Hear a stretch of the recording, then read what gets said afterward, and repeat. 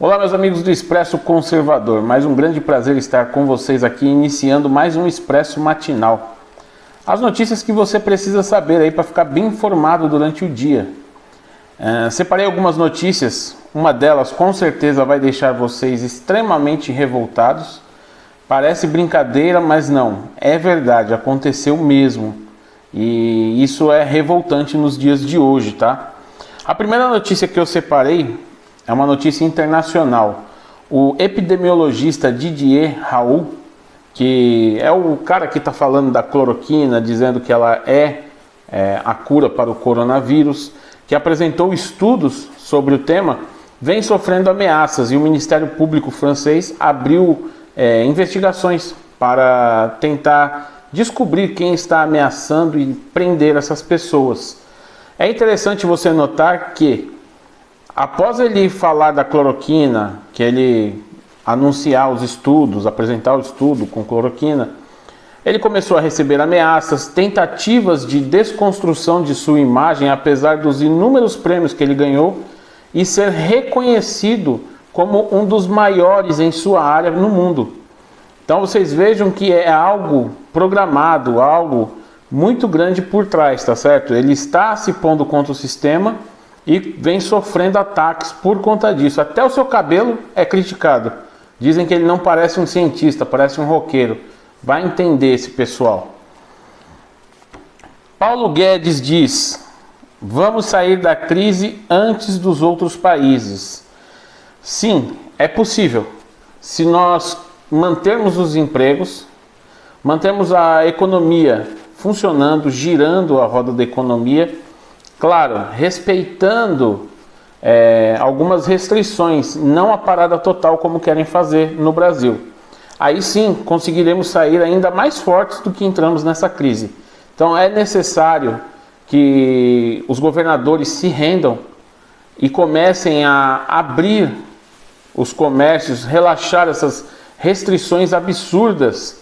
Como eu vi em Goiás, uma pessoa que estava criticando a quarentena imposta por Ronaldo Caiado foi presa. Presa pela polícia de Ronaldo Caiado. Parece que vivemos em uma ditadura aqui no Brasil, atualmente. Toffoli, eu acho que pela primeira vez fez algo que eu posso falar, não, eu concordo em gênero, número e grau. Ele fez algo bom. É o que eu falei, vocês vão ficar revoltados, mas é verdade. Juízes do Ceará queriam receber uma gratificação de 15% por estarem trabalhando em home office. O presidente do Supremo Tribunal Federal, ministro Dias Toffoli, suspendeu o pagamento de ajuda de custo de 15% a magistrados do Tribunal de Justiça do Ceará, que integram o Núcleo de Produtividade Remota.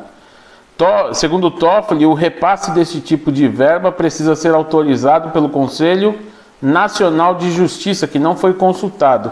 Veja bem, eu não sei nem o que falar, eu perco as palavras, porque olha, num tempo de crise que estamos passando, com milhares de pessoas contaminadas com coronavírus, pessoas internadas nas UTIs, diversas outras doenças que assolam o país, como a dengue, e um bando de juízes safados, porque para mim são safados, querem receber 15% a mais, uma gratificação, uma ajuda de custo por estarem trabalhando em casa. Parece brincadeira, mas não é. Seria cômico se não fosse trágico. Realmente é difícil de você aturar uma palhaçada dessas. Pela primeira vez, vimos o Toffoli tomando uma ação que podemos aplaudir. É um momento muito raro. Como diz a gíria, é para aplaudir de pé, igreja, porque, olha, você vê 15%, um juiz que não ganha pouco, juízes ganham bem, receber 15% a mais por estar trabalhando em casa, é uma brincadeira de mau gosto. Enquanto os trabalhadores que estão aí em home office, boa parte deles perdeu 25% do seu salário. Eles querem receber 15% a mais por estarem em casa numa boa trabalhando. É brincadeira, né? Ventilador mecânico que pode ser feito em massa entrará em fase de testes. Foi desenvolvido aí pela Universidade Federal do Rio de Janeiro, com a USP, um protótipo que vai baixar o custo desse tipo de equipamento, que é cerca de R$15.000.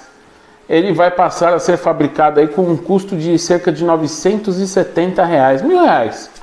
Então é uma redução boa, uma redução que possibilita termos mais aparelhos para atendermos a população que vai ser preciso, isso é fato. Então é um modo de você produzir mais com menos. Ainda bem que temos aí bons engenheiros no Brasil e que estão trabalhando pelo país. Esses estão de parabéns, tá certo? Mais uma tentativa fracassada do PT de tirar Jair Messias Bolsonaro da presidência. Parece brincadeira, mas nem na hora de crise eles pensam no povo. Eles querem derrubar Jair Bolsonaro. É a única meta deles. É uma brincadeira de mau gosto. Como era de se esperar, o Procurador-Geral da República, Augusto Aras, arquivou notícia-crime contra o presidente Jair Bolsonaro, protocolada pelo deputado petista Reginaldo Lopes. Deputado, uma pergunta assim, simples. Você não tem mais nada para fazer, nada de importante? Não tem nada para ser votado, para ser analisado, para ser estudado? Porque, rapaz, perder tempo com uma sandice dessa devia ser descontado do seu salário. Porque você não está trabalhando, você está fazendo palhaçada. É uma brincadeira com o brasileiro, uma brincadeira de muito mau gosto. Você devia ter vergonha na cara de fazer algo desse tipo. É realmente, sabe, revoltante a gente ter que noticiar esse tipo de coisa. Olha, só vocês do PT mesmo. Regime chinês usa coronavírus. Agora tem atenção, pessoal que é cristão, pessoal que é religioso, muita atenção.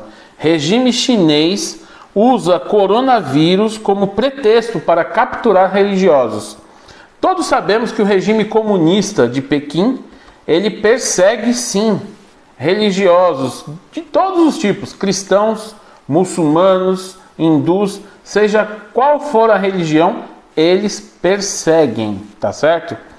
Especialistas afirmam que o uso excessivo de tecnologia pelo regime chinês para monitorar seus cidadãos aumentou ainda mais durante o surto do vírus chinês.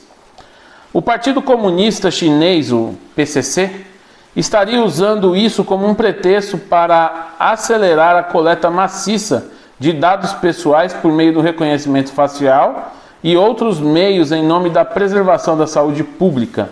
Membros de grupos religiosos proibidos estão entre os principais alvos, tá certo? Então a gente já sabe que eles capturam, torturam, mantêm em campos de concentração religiosos cristãos.